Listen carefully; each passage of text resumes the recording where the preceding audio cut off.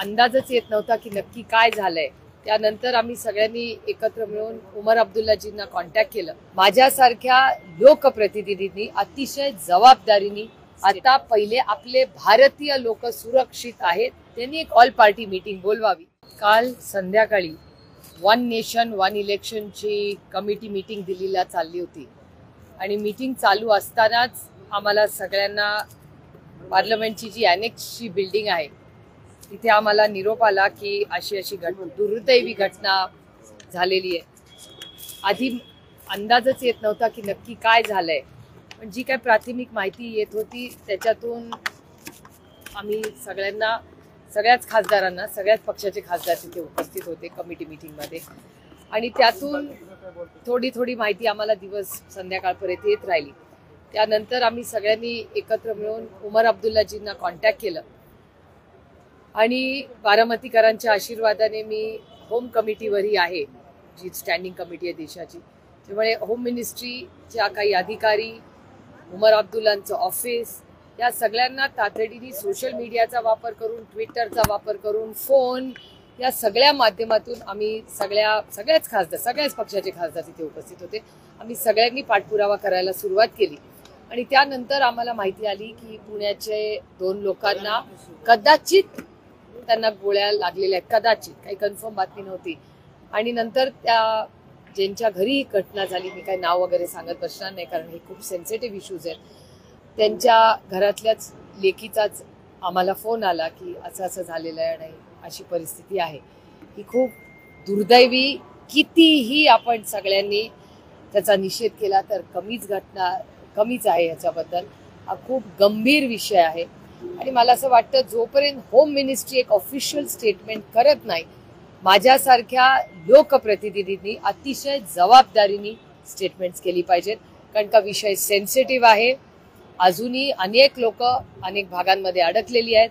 पूर्ण administration, home ministry असेल, JNKचं state administration असेल, हे पूर्णपणे काल दुपारपासून अतिशय ॲक्टिव्ह पद्धतीने सगळ्यांना मदत करायचा प्रयत्न करतोय।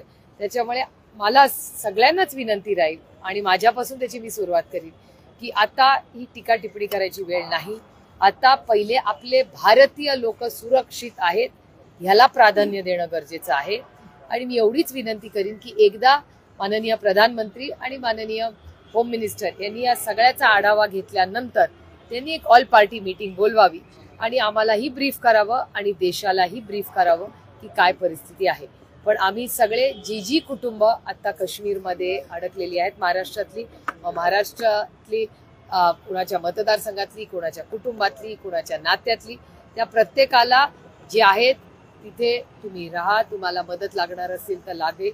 आज बारामतीतले काही आमचे वकील आहेत जे आज त्या भागात आहेत, ते योगायोगाने बघा त्या सोनमर्गला जायचा त्यांचा प्रोग्राम होता तर त्यांना आर्मीनी आधार दिलेला आहे आणि आर्मी म्हणलेली आहे तुम्ही काळजी करू नका, तुम्ही सेफ आहात।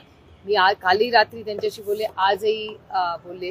वनिता बनकरताई आमच्या, त्या ज्योतिताई झुरोंगे आमच्या, त्या तिथे अडकलेल्या आहेत। ज्योतिताईंचा आत्ताच रश्मी कामटेकरला फोन आला होता आणि आता ती रश्मीला असं एका फोनवर सांगत होती की आम्हाला परत येण्याची तिकीटं फार महाग पडतात।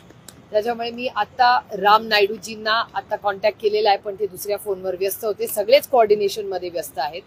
तर मी रेल्वे मंत्रालय आणि ट्रान्सपोर्ट, जे स्टेट ट्रान्सपोर्ट आहे, आणि विमान मंत्रालयाला तिघांनाही विनंती करीन ही काय प्रॉफिट करण्याची वेळ नाही, ही माणुसकीची वेळ आहे। जसे जमेल, ज्यांना इच्छा असेल त्यांना सुखरूप घरी आणण्याची नैतिक जबाबदारी ही आपल्या सगळ्यांचीच आहे। त्याच्यामुळे आता तिकिटाचा भाव काय वगैरे ह्याच्यात न पडता जितकी विमानं लावून जितक्यांना घरी यायचं आहे त्यांना तातडीने। महाराष्ट्रातील सर्व बातम्यांचे विश्वासार्ह व्यासपीठ, सकाळच्या सर्व सोशल मीडिया प्लॅटफॉर्मला लाईक, फॉलो आणि सबस्क्राईब करा। तसंच सर्व नोटिफिकेशनसाठी बेल आयकॉन प्रेस करायला विसरू नका।